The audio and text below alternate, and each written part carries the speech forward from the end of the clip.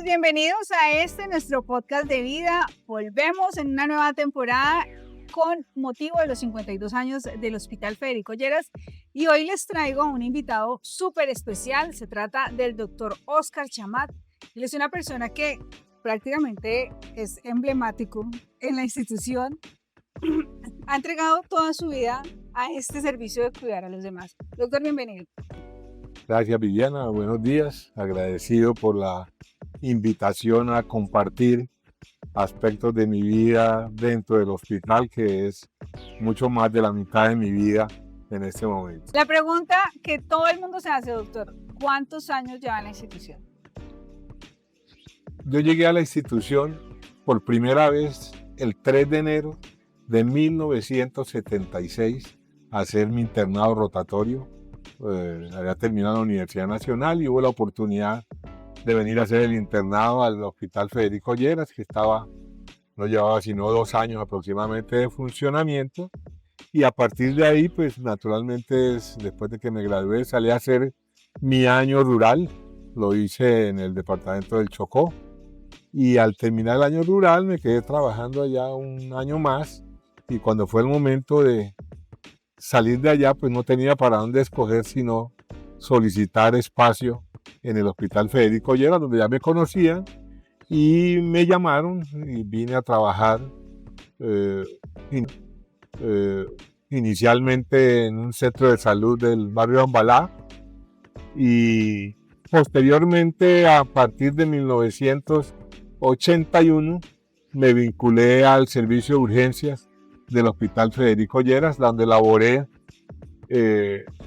durante aproximadamente 20 años, hasta el 2001-2002, y después seguí vinculado a la unidad de cuidado intensivo hasta el año 2021, en que ya dejé de hacer turnos de cuidado intensivo y me hice parte del comité de infecciones y el programa de optimización de antibióticos, el cual tengo hasta la fecha. Durante todo este tiempo, pues unas veces estuve como médico de planta vinculado directamente en nómina y en otra parte como contratista con distintos grupos. Yo mismo creé en algún momento un grupo de apoyo al servicio de urgencia porque era insuficiente el personal, y cada vez aumentaba más el número de camas.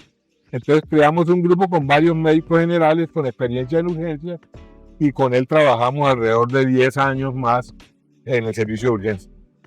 Bueno, Doc, ¿y de qué universidad salió? ¿Cómo era el doctor Chamat cuando joven, cuando estaba en la universidad? La inquietud que muchos tenemos, ¿de dónde es el doctor Chamat? Yo soy del departamento del Chocó, de un municipio que era pequeño en esa época, el municipio de Ismina, a donde no había sino 2 escuelas primarias, 3 escuelas primarias, una de niñas, otra de niños y otra que era como la anexa a una normal femenina para profesoras, pero en la escuela urbana de varones Andrés Bello cabíamos todos los del pueblo. No había colegio de bachillerato, por lo tanto mi mamá era profesora y en la casa era prácticamente marca de nacimiento que todos teníamos que estudiar. Claro. Entonces me tocó ahí con mucho esfuerzo irme a estudiar a Quibdó, que es la capital. Ajá.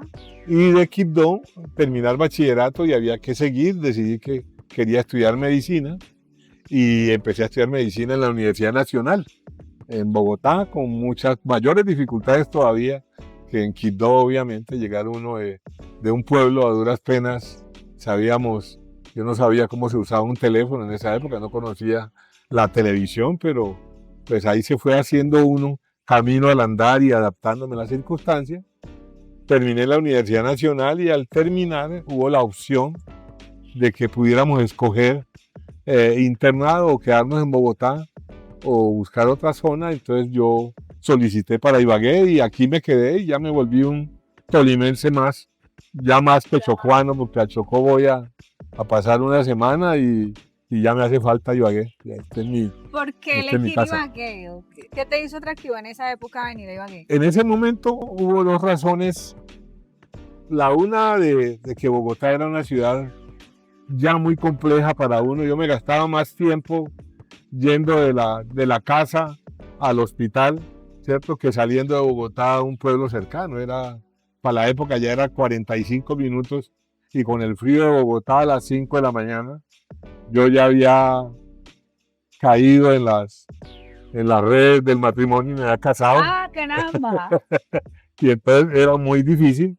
Y Claro. fuera de eso, había otra razón mucho más práctica, es que en esa época el hospital pagaba salario a los Ah, internos. claro. Es decir, nosotros entramos ganándonos 4.000 pesos en esa época. Que hoy en día viene siendo como... Pues, ¿yo qué pensaría? En este momento yo pensaría que deben ser 5 millones de pesos Bien. para el momento. Claro. Claro, 4.000 pesos. Y ya con un hogar. Y el hospital nos daba la habitación y nos daba las 3 comidas en la cafetería, que es la de hoy todavía, la misma, ahí nos daban desayuno, almuerzo y comida, aun cuando no estuviéramos de turno. Y fuera de eso, en el 6º piso vivíamos los internos, pero en esa época éramos 16 internos, hoy soy 100 y pico, sería casi imposible para el hospital pagar salarios mínimos siquiera a los internos del momento. Sí, por eso, y pues ya luego vine a Ibagué a experimentar, a ensayar, y luego ya se volvió mi casa. Aquí tengo mi modo de vida, aquí crecieron mis hijos. Y ¿cuántos hijos? tengo 3 hijos. ¿3 hijos? Sí, ya ¿Ninguno pues. es médico? Ninguno quiso estudiar medicina. Ninguno quiso ser Tristemente, médico, mi papá. sueño siempre siempre fue que uno de mis hijos estudiara medicina. Los médicos, muchos hablan que a sus hijos jamás medicina, yo sí, y muchos muchachos que han pasado por mí me los mandan los papás para que los oriente, y yo siempre que quiero estudiar medicina lo motivo y lo aliento, porque es una carrera con muchas dificultades hoy en día, pero maravillosa. Eso no, ya no se hace dinero con la medicina, salvo en casos especiales, pero es el valor de servir a los demás, de todos los días estar aprendiendo, de todos los días saber que no sabes mucho, eso es importante para el crecimiento. Bueno, doctor, en todo este tiempo que has vivido acá en el hospital, que has trabajado acá en el hospital, yo me imagino que te fuiste en uno de los momentos históricos del país y casi que del mundo que marcó un antes y un después en la prevención y en la gestión de riesgo en el país, y estamos hablando de armero. ¿Tú estabas en el hospital? Claro, yo ya era médico de urgencias del hospital, éramos 5 médicos de urgencias y hacíamos cada uno un día de turno y nos partíamos el fin de semana. Entonces yo tenía turno los jueves y volvía a hacer turno el sábado o el domingo de la semana. Y tristemente el día de la avalancha de Armero, yo recibía turno a las 7 de la mañana. La avalancha fue miércoles en la noche y nos consiguió un hospital que era el de mayor nivel del departamento, pero que no teníamos ni la más mínima preparación para un evento de esa magnitud. Que afrontábamos nosotros en esa época, que se desbordó el Conveima y hacíamos una alerta roja y definimos cuáles pacientes podemos evacuar de los pisos eventualmente, pero no teníamos ninguna preparación para un evento de esa magnitud. Doc, tengo entendido que los médicos que estaban en urgencias también eran los médicos de piso. Ah, claro. Claro, en ese momento, pues éramos Ibagué era una ciudad mucho más pequeña, el hospital no tenía las dimensiones que tiene hoy, que tiene 2 sedes, y los especialistas no habían todas las especialidades de hoy en día. Teníamos las 4 especialidades mayores: ginecología, medicina interna, cirugía general y pediatría, y adicional ortopedia, ortorrino, cirugía plástica y dermatología creo que teníamos. O sea que la mayoría ninguna de las especialidades se quedaba en el hospital. El médico no estaba de turno permanente. Entonces los médicos de urgencia nos tocaba resolver todo lo que pasaba en el piso. Ustedes atendían a los pacientes de urgencias, claro, y en algún momento subían. Subíamos a piso, llamado de los internos que había en ese momento, que quedaban a cargo del piso. Y si no podían localizar telefónicamente al especialista, pues nos llamaban a nosotros y nosotros subíamos, y pasaban muchas cosas administrativas. La máxima autoridad del hospital en ese momento era el médico. Cuando un fin de semana, el domingo, era el médico de urgencia, era el que podía resolver cualquier cosa. Obviamente teníamos conciencia de los límites hasta donde nos podíamos comprometer. Pero yo recibo mi turno ya con la expectativa de lo que había pasado, ¿cierto? Y entonces, obviamente, la primera orden que hacíamos era evacuemos los pacientes que sean evacuables para su casa, los que podamos, que no se puedan ir para la casa y podamos remitir a otra institución para desocupar espacios para lo que se nos venía. ¿Y cómo fue ese recibimiento de los primeros pacientes? Fue una cosa muy paradójica realmente en ese momento, porque se despertó obviamente la solidaridad de todos los médicos. Sí. Y llegó un momento tipo 10, 11 de la mañana que todavía no habíamos recibido pacientes aquí, que estaba el servicio de urgencias lleno de especialistas. Lleno de médicos. Que venía, claro, había muchos más Súper. médicos que que otra cosa y no teníamos todavía pacientes. Entonces yo todavía todavía me faltaba recorrido dentro del hospital y pues estaba un poquito asustado, pues porque como le decía a mis jefes que eran los especialistas que yo no lo necesitaba en ese momento. De hecho, Claro, porque ya habían otros claro, que estaban. había mucha aglomeración. Me acuerdo mucho que el director del hospital, que era el doctor Arbeláez, en ese momento, me mandó llamar y me dijo, bueno, usted es el jefe de turno, hágase cargo, organice eso. Si no necesita a los médicos, dígale amablemente que le dejen su teléfono, que haga una cadena de llamado y que apenas lo necesite los llama, porque si no, no podemos hacer en ese... Nada, eso fue la primera, un recuerdo así fresco que para superar la primiparada hasta cierto punto. Y a partir de ahí ya cerca de 11:30, 12 del día, empezaron a llegar los pacientes graneados en una muy mala condición, en una situación de la cual con el tipo de lesiones no habíamos confrontado nosotros. Nosotros estábamos acostumbrados al trauma en riñas, a las heridas por arma de fuego, a las puñaladas, hasta el accidente de tránsito, pero ver a un paciente en pésimas condiciones, en estado de shock, lleno de barro, con heridas abiertas, llenas de tierra, era una cosa que superaba más o menos lo que podíamos hacer. Y así siguieron llegando progresivamente y ya nos volvimos insuficientes en el servicio de urgencias y ya empezó ya en las horas de la tarde-noche a empezar a crear condiciones. Ya el país sabía, habían empezado a llegar ayuda, la Universidad Nacional había dispuesto que vinieran sus especialistas y sus residentes a prestar ayuda. Se adaptó todo el primer piso, lo que es hoy consulta externa, en sus dos áreas y los pasillos donde está hoy la gerencia y todo eso, se adecuó con camillas y colchonetas y todo para recibir pacientes en esas circunstancias. El quirófano y las decisiones de cirugía quedaron en manos de los cirujanos de la Universidad Nacional y los regentes de la Universidad Nacional, y los quirófanos pues con el equipo hospitalario de eso. Eso fue casi las primeras 24 horas y nosotros en urgencia resolviendo también lo que podíamos resolver.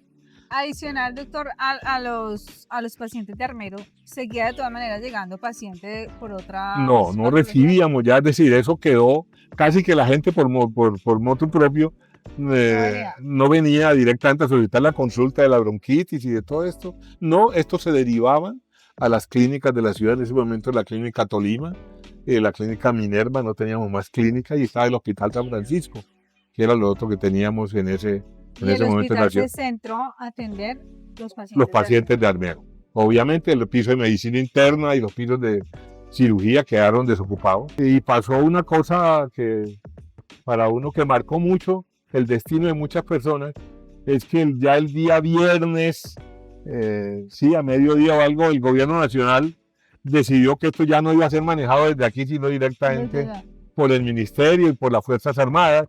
Entonces empezó una cosa de evacuación de pacientes, que a mí me parece que fue un error gravísimo, casi indiscriminadamente. Entonces llegaba un avión y estaban ahí los militares, entonces vamos a llevar 30, entonces cojan 30 y van. Y mucha gente, pues teóricamente se tomaba una identificación manual y todo esto, y esto originó mucha dispersión. Claro. De hecho, hay muchos pacientes que podíamos atender aquí eventualmente, terminaron en hospitales de otras ciudades o en otros escenarios del asunto. Fue una cosa que pienso que marca muchas vidas, aún hasta el día de hoy, que hubo mucha separación no muy clara de familias completas. Claro. Y nosotros no podíamos hacer nada porque llegó un momento en que Ya el gobierno y las Fuerzas Armadas, la aviación tomaron el control de la situación, ya no teníamos ni voz ni voto. De hecho, eso fue jueves, el domingo el hospital estaba más o menos desocupado de pacientes en ese sentido. Porque ya todos se los han llevado para otra ciudad. Claro. Igual eso nos enseñó también el manejo, apareció la fascitis necrotizante, esas heridas Sí, claro. terribles que nosotros acostumbrados a lavar heridas, entonces las lavábamos perfecto, hasta con manguera, y cuando quedaba más o menos bien, muchas veces se suturaban esas heridas, pero es que ese material volcánico, ese material iba corroyendo la piel por debajo, y entonces lo que nosotros cerrábamos después resultaba en tejido muerto, y pues hubo muchas amputaciones y muchas cosas, pero porque pues todavía no teníamos nosotros una experiencia, ni siquiera en otras partes que uno dijera, hay un libro que habla de la fascitis necrotizante o la necrosis. A esto no lo había y se fue aprendiendo en el camino. Hubo libros ya después de eso donde hablaban directamente de eso. Bueno, esa fue una experiencia, me imagino que le ha marcado la vida. Mucho, mucho. Porque la recuerda, Sí. mejor dicho, tiene el recuerdo Sí, clarito, mucho, ¿no? mucho, mucho. De cómo empezó todo. Pero también tengo entendido que estuviste en el turno en urgencias cuando se cayeron las tribunas del estadio. Esa fue otra historia de la ciudad de Ibagué, pero que marcó mucho al hospital y marcó a la ciudad. Sí, yo no era el médico de turno, eso fue algo 7 y 4 de la noche, sino que yo vivía en la Macarena, Ahí que cerquita. es cerquita. Y entonces con lo mismo que les cuento de Armero, Ujú. pues uno oye la cosa y yo estaba oyendo el partido, que era un partido del Deportivo Cali y el Tolima, cuando salió la cosa, inmediatamente yo arranqué para el hospital a prestar apoyo en ese sentido. Fue otra movilización grande de gente. Ahí no tuvimos tanta catástrofe porque realmente la mortalidad no fue muy alta, pero sí generó una movilización y una parte de la curva de aprendizaje del hospital para seguir creciendo. Eso significó que el hospital fuera teniendo las dos cosas, que el hospital fuera teniendo más especialidades, fuera ampliando el número de camas y pasamos a un nivel de una complejidad alta pero baja para el momento, a una complejidad alta como es hoy día, aun cuando nos faltan todavía cosas para adquirir lo que la ciudad necesita y el departamento se merece. Doc, yo hablando con algunas jefes de enfermería que también ya se pensionaron, ellos me decían que así como ustedes los médicos estaban en urgencias, pero también estaban en piso, las enfermeras también tenían que atender a los pacientes de urgencias y subirse para piso a atender a los pacientes de piso. Claro, hoy cada piso hay pisos con 2 jefes, por ejemplo, o 3 jefes. Ahorita en esa época era una jefe por piso y una jefe en urgencias. Para un hospital en ese momento, nosotros en urgencias recibíamos, mientras hoy reciben 150, nosotros recibíamos más o menos 60 pacientes y estábamos copados, claro, y teníamos la sala de espera con gente esperando consulta Pero también en esa época se contaba, pues como no había tantas especialidades, los médicos generales teníamos mucha más autonomía y poder de decisión. Y en ciertos momentos pues nosotros tomábamos la decisión de hospitalizar pacientes. Hoy no se puede hospitalizar a un paciente sin el visto bueno del especialista correspondiente. Pues nosotros le avisábamos al especialista, doctor, ya tengo un paciente así, lo voy a mandar a hospitalizar. Ah, bueno, listo, está perfecto. O tengo un paciente para cirugía y llamamos al cirujano. Doctor Garzón, vea, tengo un paciente con una apendicitis, el cuadro hemático, sí, ya está todo listo, entonces súbalo y llegaba directamente a quirófano. Había una capacidad Doc, otra fase que tú tienes y que empezaste a desarrollar en esa institución, la fase de profe. O sea, le dices más profe que doctor. Y yo sé que hay muchos especialistas reconocidos acá en esta ciudad que pasaron. Claro, hubo un momento, pues yo soy yo llegué al hospital pues cuando llevaba 2 años de funcionamiento y nunca me he desvinculado. Y a mí pues siempre me ha gustado transmitir la información. Yo pienso que es un deber de los que ya estamos formados, ayudar a enseñar. Y el hospital cuando tenía internos, yo siempre en urgencias, siempre que estaba de turno, mi parte de mi trabajo era que los internos están trabajando, pues uno está supervisando. Claro. Pero una supervisión enseñando. Y entonces me fui convirtiendo un poquito en docente de mis estudiantes. Llegó un momento hace unos años en que toda la planta de especialistas del hospital había sido interna mía. Todos los especialistas le dicen profe. Ya, porque en algún Pero momento... hablamos de algunos. Por ejemplo, la doctora Uribe. Claro, Carmen Uribe fue una extraordinaria interna, muy cercana, hija también de un médico vinculado al hospital, y de una pediatra también vinculada al hospital, y pasó y muy querida. Pues yo siempre estuve abierto a los internos, el doctor Rómulo Salazar hoy, que es el doctor Germán Barrera, que acaba de pensionarse, porque ya tengo internos que se pensionaron. Estos fueron internos míos de esa época. Termina uno desarrollando amistad, porque después ya fuimos compañeros de trabajo y otras cosas. Y para mí ha sido, aprendo ahora de ellos, de lo que ellos en algún momento pude enseñarles yo en ese. Doc, de lo que tú has visto, el crecimiento del hospital, yo sé que si hacemos un alto en el camino, y miramos cómo estaba el hospital, que solo era la Francia, que solo eran como 5 servicios, en comparación con hoy. ¿Cuál es ese servicio que tú destacas que hoy en día tenemos y que definitivamente a lo largo de tu vida en esta institución y en la salud del departamento del Tolima dices, es que esto sí hacía falta? Pero yo pienso que en este momento hacía falta casi todo de lo que tenemos ahora, y pienso que todavía no hemos alcanzado las cosas que deberíamos tomar en el tamaño de la ciudad, en la población que cubrimos, porque hemos perdido a veces muchas oportunidades, ¿cierto? Nosotros llegamos tarde al servicio de cirugía vascular y hemodinamia, que ciudades más pequeñas que nosotros lo tienen, siendo que este era un proyecto del hospital hace unos, 20 años. Yo en algún momento dentro de este periplo fui miembro de la junta directiva del hospital, y en ese momento ya teníamos aprobado el proyecto de hemodinamia, ¿cierto? De hecho, la unidad de cuidado intensivo, que es hoy segundo piso oriental, se abrió como unidad coronaria con el propósito de que atendiera a los pacientes que salían de los cateterismos, de las angioplastias y posiblemente la cirugía cardiovascular. Y el hospital llegó a esto después de que 2 o 3 instituciones ya lo estaban haciendo, y estas cosas que juega el mercado en la medicina moderna, el que llega primero pega 2 veces en ese sentido, ¿cierto? Y uno entiende pues que las instituciones estatales tienen muchas más dificultades para montar sus proyectos, pero sí hemos dejado pasar oportunidades. A mí me parece que ese cambio, hay 2 cambios, que a mí es la parte cardiovascular, que es la enfermedad tan prevalente en Colombia, y pienso que la mejoría que hemos tenido en la atención del paciente renal, ¿cierto? También ha sido una ganancia, aun cuando el hospital no tiene una unidad renal como tal, sí tiene los equipos y tiene el nefrólogo y el equipo para hacer hemodiálisis. En los años 90, Ibagué no tenía ninguna cama, ninguna unidad renal. Tocaba irse para Girardot, imagínate, para Girardot, para Bogotá, al paciente que le quería diálisis. Y en este momento tenemos, creo que 4 unidades renales, más lo que presta el hospital de unidad renal, y siempre viven full, y los pacientes se les ofrece una cantidad de garantía que me parece que es un salto en mejoría de la calidad de vida y de la mortalidad entre nosotros. Pienso que son 2 cosas muy importantes que ha ganado el hospital en estos tiempos. Claro, en la experiencia que tienes, ¿qué es eso que recuerdas que te digas, uy, esto sí definitivamente, yo nunca en la vida me imaginé que me iba a pasar, que iba a tener que hacerlo, pero lo hice, la saqué bien y la logramos?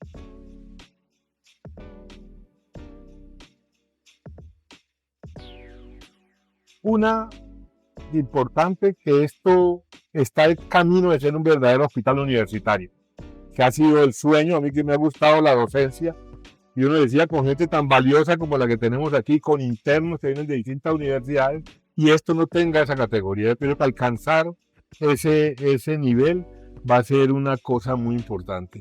Y la otra, que el hospital, en este momento no llevamos muchas, pero que en este hospital, el hospital está haciendo cirugías de corazón abierto para revascularizaciones, y todo esto me parece que son logros que marcan unos puntos importantes en el hospital, a pesar de todas las dificultades que hemos atravesado, de las épocas duras de las intervenciones, de la época que todos los médicos tuvieron que tuvimos que renunciar porque había dificultades financieras muy importantes y en la vista que no se podía hacer paro, pues la solución fue la renuncia para no ser sancionado, pero que también marcó el principio de la mejoría de la crisis del hospital de esa época. ¿Cómo ves el hospital en unos años?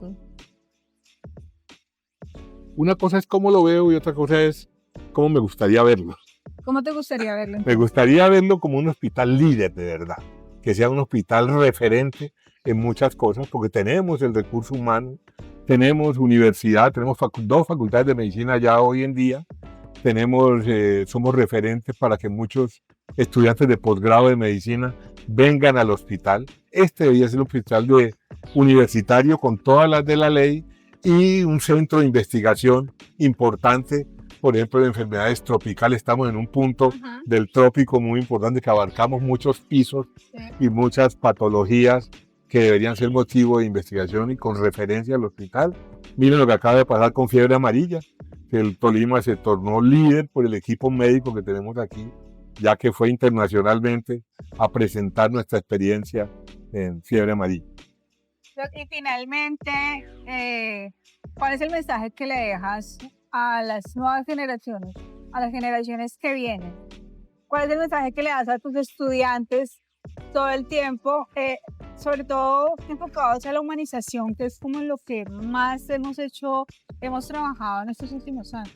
El énfasis que siempre hago en mis estudiantes, yo soy docente de la Universidad del Tolima y veo también los internos aquí en el Comité de Infecciones, siempre es la parte humana, mirar a los pacientes no como usuarios que nos convirtieron la reforma de la salud nos convirtió a los pacientes en usuarios y las instituciones no en hospitales, sino en IPS, que no se olviden de que estamos tratando con personas y que cada persona es un escenario diferente, que todo lo que estudiamos y aprendemos en los textos y nos transmitimos a los estudiantes son marcos de referencia, pero lo que los vuelve prácticos y útiles y necesarios es el contacto con el ser humano.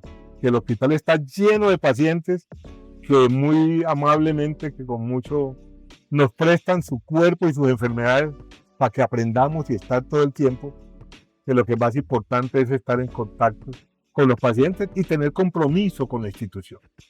Que nunca, pues posiblemente mucha gente ganará mucho más dinero en otros escenarios y otras cosas, pero la oportunidad de aprender y servir, el sitio donde tenemos la oportunidad de ganar con qué vivir. Yo siempre, mi sustento y la crianza de mis hijos se la debo a lo que me pagaba el hospital, pero fue un centro de aprendizaje de todos los días y hoy en día me siento yo feliz en el hospital, ¿cierto? Ya no me necesitan tanto como puede ser en algún momento, pero siento que tengo la obligación de hacer las cosas bien por todo lo que la institución nos da todos los días, a pesar de todas las dificultades que vemos y todas las críticas que podemos hacer internamente, pero que tenemos una obligación moral con esta institución, con esta ciudad, con este departamento, que aún para los que no nacimos aquí y para los que de aquí son, también tienen esa obligación. Bueno, doctor, muchísimas gracias. Muchas gracias. Un placer tenerlo acá. Estaba muy asustado, pero...